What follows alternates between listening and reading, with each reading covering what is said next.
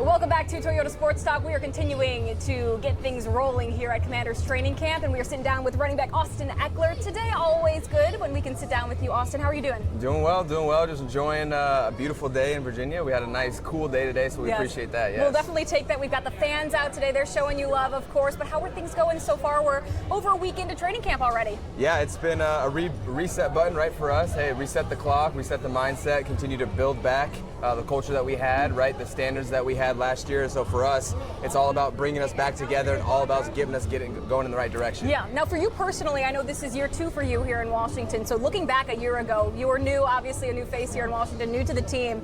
This has to be maybe a little bit of a different feeling now heading into year 2. Oh yeah, I mean, this is year 9 for me, so I've been around a lot of ball. And year 2 out here in this area, it's been awesome here, and we got the fans out. Yep. It's been awesome to see just everyone kind of come around and get back together what Washington football is, and so it's been awesome to have DQ, all these new pieces from all over the place come together and make something special. Well, for you specifically, I know you're a player that continues to grow. It doesn't matter how many years you spend in this league.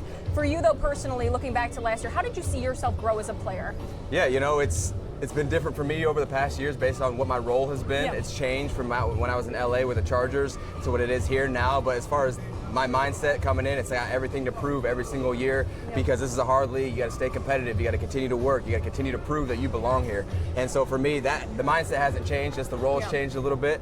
Continue to be a leader in the locker room for the young guys. Keep the culture going where it's supposed to be. So me, from there to here, it really hasn't been much change just besides kind of the team and the team name. Well, you mentioned the role change kind of a little bit every single year. How do you think you fit in so well, though, with what Dan Quinn and what Adam Peters had going on here last year? I think what makes me special is I'm down to do it all, whether it's special teams, kick return. That was my first time hitting the All-Pro list last year on kick return. Whether you need to be catching the ball in the backfield, running the ball, whatever it is, you can plug and play me. We need a player to do this. I got you. Coming out of the backfield, being able to be versatile and be consistent is what I've held my hat on, and that's why I've been able to be effective all these years. Well, you're pretty rare in that regard because a lot of people, they're always willing, but you can't always getting to year 9 is rare, that's for sure. So you got to be doing something right. Well, I'm sure, days are limited when you hit 9 years. So for you to continue to want to work hard, continue to want to pour in not only to yourself but to the players and the people around you, what would you maybe tell yourself if you look back to your rookie year? Man, I think my younger self was just as hungry as I am now, so I would say keep going. It's going to be hard. It's going to be tough, but guess what? You're going to make it through. So just keep pushing because you need those hard times. You need the times where you're feeling some certain type of way, and you got to continue to push through because that's what's going to sculpt you as a man. It's what's going to sculpt your mindset and keep you going. Well, let's talk about this running back room because it's very exciting to watch you guys compete out on the field, and we know Dan Quinn always preaches that competition. But you guys also have a lot of love for each other, is what it seems like, because even after practices, you guys are kind of huddled together. You sit down. It's kind of a little kumbaya circle a little bit. Walk us through kind of the dynamics of the running back room. It's a competitive atmosphere out here 100%, but also we're on the same team, right? So we want to continue to push each other because when we push each other, when we raise the level of play, the people around us have to also hold that standard. And for us as a team, we are still a team, but we have to compete within the team. And so that's what we expect from each other. We expect each other to push each other. We expect to go out there and be competitive because if you're not, then you're letting the standard slip, and that's not acceptable for us. So for us, we always come together, preach words of wisdom, make sure we're in the right mindset before we go on the field and when we come off. How important is that? Because at the end of the day, you look a couple of weeks down the road and this team's going to be cut down to 53 players. So you got that love for each other. You have that competition. Is there a little bit of a push and pull, or you know how this goes now in year 9? You know how it goes. It's going to be competition. It's going to be a cut down, obviously. But no matter what, if you're here, we're going to set the standard, and you have to be about the standard. That's what it comes down to. It's not about looking at numbers. It's about putting your best foot out there because not only are you competing for this team, you're competing for the league right now. And so we have 7 guys in the room. Not all 7 guys will make it. That's how this league works. But regardless, you're going to have an opportunity to show what you're about. And being competitive here is definitely a good spot. Hopefully get you a good name with someone else if not here. Yeah, well, one person I want to talk about in particular is the rookie Bill Merritt.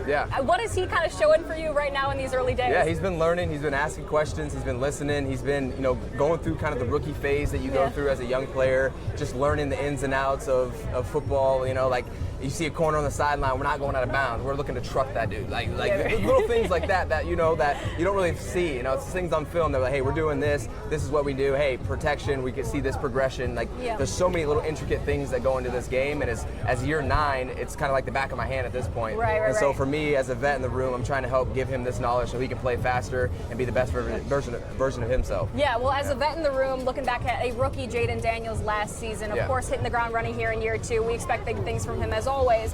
What are you kind of seeing from him, not only on the field and the X's and O's, but also taking on maybe a little bit of a bigger role in that leadership? Yeah, I think with anything, as a human, as you continue to become more comfortable and more familiar with something, your capacity to take on more increases. And so that's exactly what we're seeing with him. He's understanding the offense, had the same coordinator coming back, and so he's able to see more. He's become more vocal out there. And so that's what I've seen with him, is continuing to grow in his role as the leader of that quarterback spot. And I'm sure it's just going to be up from here. Of course, 100%. I want to go back a little bit to last season and everything you guys were able to accomplish, because there was this buzz in the air, not only here within the DMV and in this Commanders franchise, but truly everywhere. You look back at what you guys were able to accomplish and what you were able to build. Do you guys still talk about anything from last year, whether it be that success or whether that be that NFC Championship game? I think it's the culture, actually. The culture, because the culture is what produce the energy and the results that we have. And so that's what we talk about every single day, coming back to being competitive, getting back to competing within, also getting back to being around each other, because we have playmakers all over the field. That's great, but how do you bring out the most out of these guys? Well, if you have an environment where everyone's looking forward to coming into work because we're together, we know each other, we're brothers out there, it's a lot easier to push each other and hold people accountable, because we feel like we're a part of something together, as opposed to not coaching the culture and you kind of just feel like you're checking the box. So for us, it's being back to the culture. That's what we want to bring over from last year to this year, because you have to reset every single year with that portion. And we can't necessarily control the outcomes, but we control the input. And so the input comes down to us being together, being one, making sure we're out here in training camp, put it all out in the field, because when it comes Sunday, we're going to put our best forward, and it's probably going to lead to some wins. When it comes to that word culture that you bring up, is it surprising how quickly it was able to form here? I know you know it better than you're saying. So when you have a head coach that coaches it, it's inevitable. It's inevitable. I always say this: if I wanted to be a head coach, I'd want to be like Coach Quinn, because, like, even just think of any position in a position of leadership. Someone who's coaching, being together, coaching, hey, this is how the standard is, this is how we need to be together. That's someone you can get down with, and he explains it. He'll put it up on the board. Hey, we can't have this. We need more of this. Something that when we as players, we can buy into that because we can see it tangibly. And when we come in, we know what to expect. So there's no gray area. And so for us, it's super clear what we need to get done, how we need to get it done. So if you're able to maybe have a message for these guys behind us and the rest of the fan base here in the DMV, what can we expect from this team this season? You can expect everything for us to continue to go forward. We can't guarantee things, but one thing that we can give you is we're putting in all the work to make sure that we give the best foot forward, and at least to some wins out here on Sundays. All right, Austin, thank you for the time. We appreciate it. Thank you so much. Appreciate Austin Ekeler, running back, Commanders. All right, more Toyota Sports Talk coming up on the other side of the break. Stay with us.